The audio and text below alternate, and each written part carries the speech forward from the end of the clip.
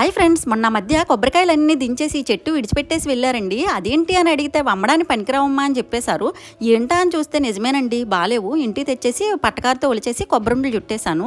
ఇవైతే అలా చేశాను కానీ కొన్నింటిని అమ్మాలి. అందుకని షావుకారిని పిలిస్తే అతను మా మామయ్య ఫ్రెండు ఇందులో మంచివన్నీ ఎంచేసి మార్కెట్కి తీసుకెళ్తారు.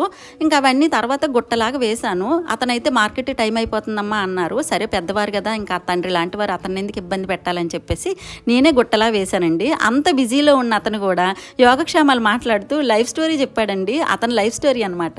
మనలో చాలామంది ఇంటి చాకరీ అంతా ఆడవాళ్ళమే చెయ్యాలా, మగవాళ్ళ జీతం అంతా ఇంటికే ఖర్చు పెట్టాలా అని అనుకుంటూ ఉంటారు కదా.